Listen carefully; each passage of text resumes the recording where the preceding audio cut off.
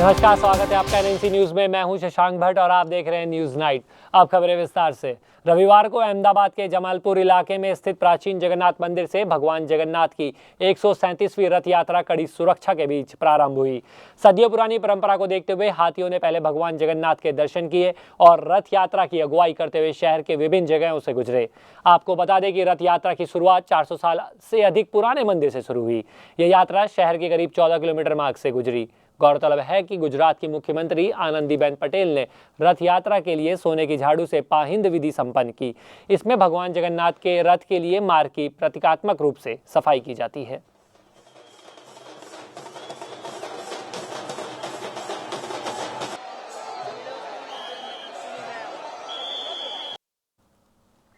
प्रधानमंत्री नरेंद्र मोदी के करीब और लोकसभा चुनाव में बीजेपी के जीत में अहम भूमिका निभाने वाले अमित शाह ने अहमदाबाद स्थित जगन्नाथ मंदिर पहुंचकर भगवान के दर्शन कर पूजा अर्चना की। सरकार बनने के बाद यह पहला मौका है जब अमित शाह जगन्नाथ मंदिर पहुंचे। आपको बता दें कि अहमदाबाद में 137वीं जगन्नाथ यात्रा निकाली जा रही है, जिसकी शुरुआत गुजरात की पहली महिला मुख्यमंत्री आनंदीबेन पटेल ने की। गौरतलब है कि अमित शाह के नेतृत्व में बीजेपी ने यूपी में 80 में से 71 सीटें अपने नाम की थी।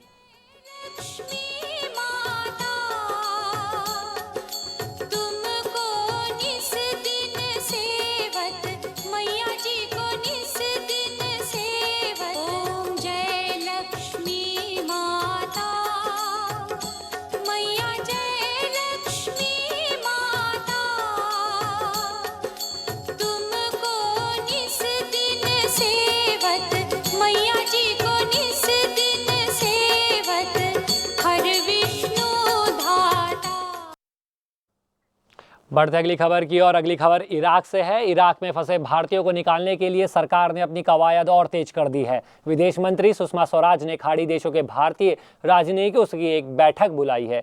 साथ ही वहां के हालात के बारे में पूरी जानकारी भी ली गई। आपको बता दें कि भारत ने इराक के जंग से बचे हुए इलाकों में 3 कैंप ऑफिस बनाए हैं और इन इलाकों में मौजूद 10,000 भारतीयों को देश भेजा जा रहा है। गौरतलब है कि पिछले कुछ दिनों में इराक में कुछ हालात बिगड़ते जा रहे हैं।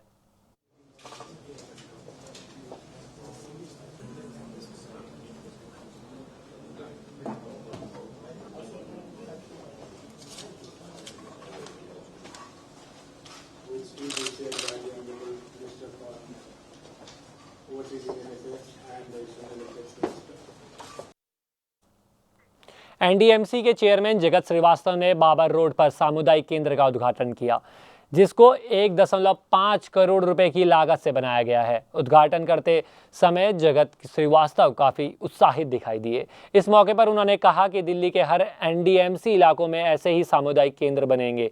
साथ ही उन्होंने ये भी कहा कि इस बार काउंसिलिंग ने ये फैसला किया है कि दिल्ली के सभी चुने हुए विधायकों को घर मिलना चाहिए।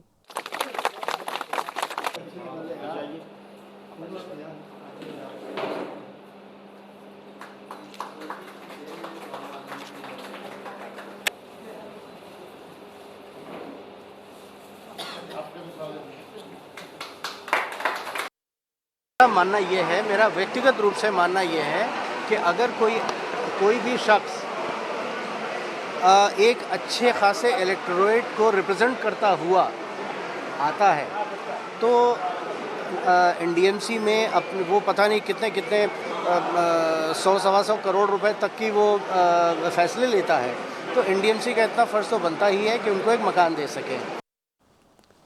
यूपी के कौशाम्बी जिले की आबकारी टीम ने मध्य प्रदेश से अवैध रूप से लाई जा रही देसी शराब की 525 पेटी शराब पकड़ी है।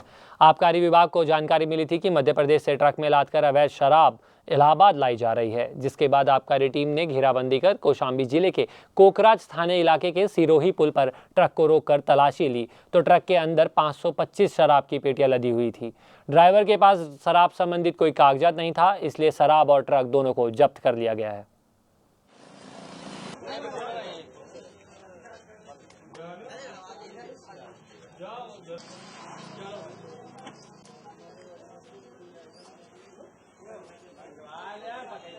ये 525 पेटी मध्य प्रदेश से शराब एक ट्रक डीसीओ से लाई जा रही थी।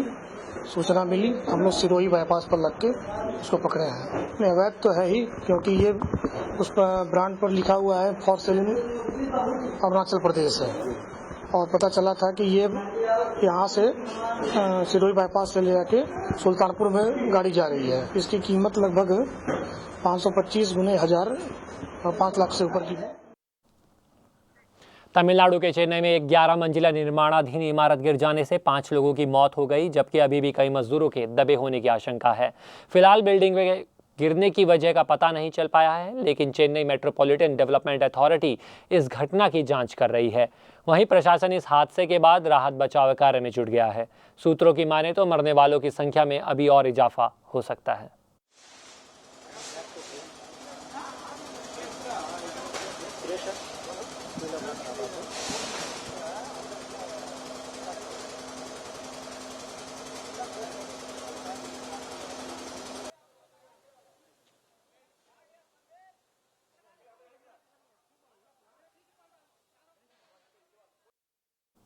आजमगढ़ जिले के सिटी कोतवाली पुलिस ने शहर में चल रहे सेक्स रैकेट का पर्दाफाश किया है। दरअसल पुलिस ने मुखबिर की सूचना पर एक होटल में छापेमारी कर आधा दर्जन युवतियों के साथ 3 युवकों को गिरफ्तार किया है।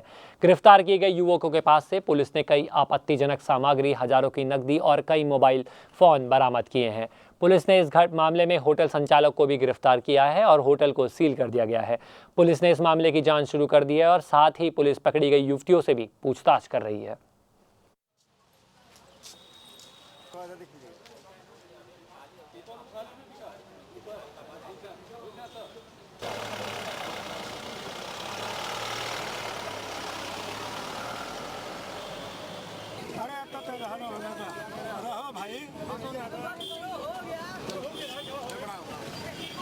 लगभग 1:30 बजे के आसपास सूचना मिली कि न्यू आशीर्वाद लॉज में कुछ अनलीगल व्यक्ति हैं, कुछ अनलीगल वर्क हो रहा है। इस सूचना पर महिला कांस्टेबल के साथ और इंस्पेक्टर कोतवाली के साथ हम लोगों ने दबिश दी। दबिश में 5 जोड़े पकड़े हैं, उनके बारे में जांच पड़ताल चल रही है। ये कैसे हैं और कहाँ से आए हैं। बिहार के नालंदा जिले के शरीफ सदर अस्पताल स्थित NSCU यूनिट में आग लगने से अफरा तफरी का माहौल कायम हो गया।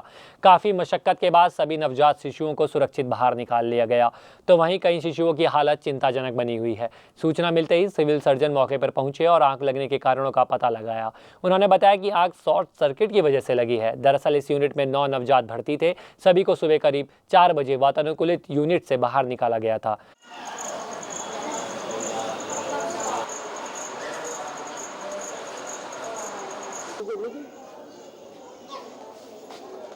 सुकून से यही था कि लहक रहा था, तो ये हम लोग उठाए, सबको कि उठिए, लग रहा आग लग रहा है। उसके बाद सब हम लोग बोले निकलिए, बच्चे लेके बाहर, तो निकलने लगे। मुरादाबाद के कांड में पुलिस ने एक धर्मस्थल पर लगे लाउडस्पीकर को हटाने का मामला तूल पकड़ता जा रहा है। इसी को लेकर हजारों की संख्या में पुरुष और महिलाओं ने सड़क पर उतरकर पुलिस के खिलाफ हंगामा शुरू कर दिया। आक्रोशित लोगों ने पुलिस पर जमकर पत्थरबाजी भी की और जिसे रोकने के लिए पुलिस ने हवाई फायरिंग की। साथ ही साथ लोगों पर पुलिस ने लाठीचार्ज भी किया। पुलिस और पब्लिक के बीच हुई इस झड़प में कई पुलिस वाले और कई हंगामा कर रहे लोग भी घायल हो गए।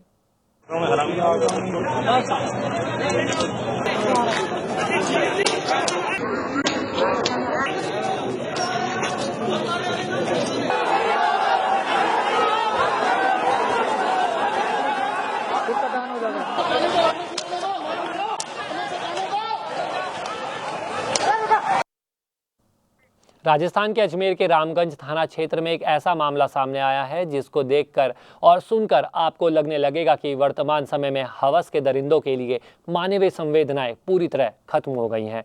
दरअसल अजमेर के रामगंज थाने में एक 60 साल की बुजुर्ग महिला के साथ 2 युवकों ने बलात्कार कर दिया।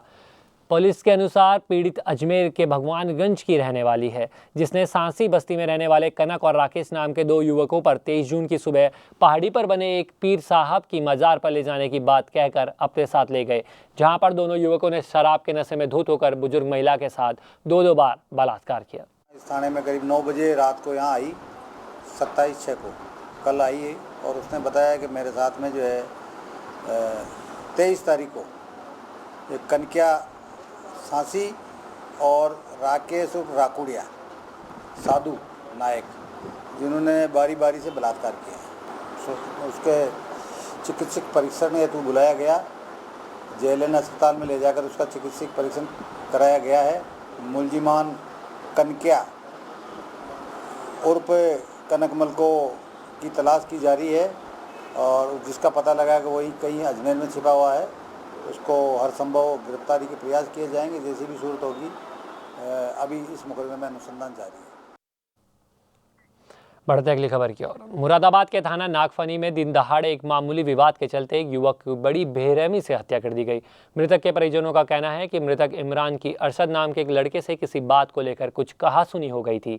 तब आसपास के लोगों ने दोनों को समझा बुझाकर मामला शांत कर दिया था, लेकिन अगले ही दिन जब इमरान बाजार से घर आ रहा था तभी अशरद ने उसकी चाकू से गोद कर हत्या कर दी।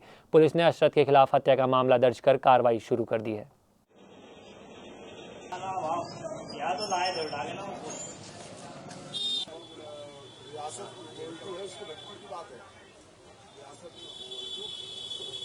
ये बताया जा रहा है कि इमरान है, इससे झगड़ा हो गया था, तो झगड़े को लेकर के एक व्यक्ति ने चाकू मार दिया। चाकू लगने से इसकी मृत्यु हो गई है। आगरा रोड स्थित रूसा नर्सिंग होम में पथरी के ऑपरेशन के कुछ देर बाद एक बुजुर्ग की मौत हो जाने से मृतक के परिजन भड़क गए और अस्पताल के खिलाफ जमकर हंगामा करते हुए वहां तोड़फोड़ शुरू कर दी। दरअसल मूल रूप से मथुरा के रहने वाले 58 वर्षीय महावीर प्रसाद को काफी समय से पथरी की शिकायत थी, जिसके चलते उन्हें रूसा नर्सिंग होम में भर्ती कराया गया था। परिजनों का आरोप है कि पीड़ित की मौत ऑपरेशन के बाद हो गई थी, लेकिन डॉक्टरों ने अपनी गलती छुपाने के लिए मरीज को इधर से उधर ले गए। वहीं पुलिस ने मौके में पहुंचकर परिजनों को शांत करते हुए शव को कब्जे में ले लिया है।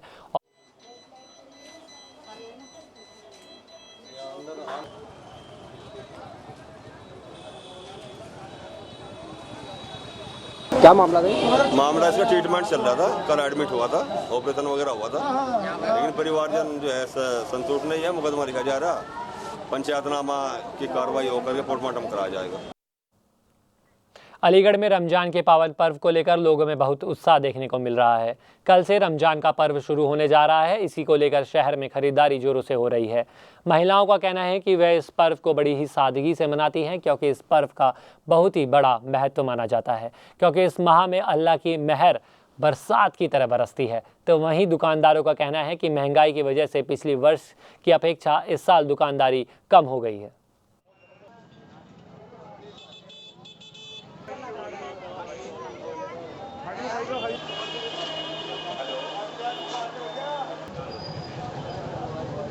ये जो है 40 रुपये से लेकर 100 रुपये किलो तक की है और बनारसी सेवई है 100 रुपये किलो, 80 रुपये किलो, 100 रुपये किलो बनारसी सेवई। इसके साथ जो है दूध पैनी भी चलती है, जो दूध में ही खाई जाती है मेवा।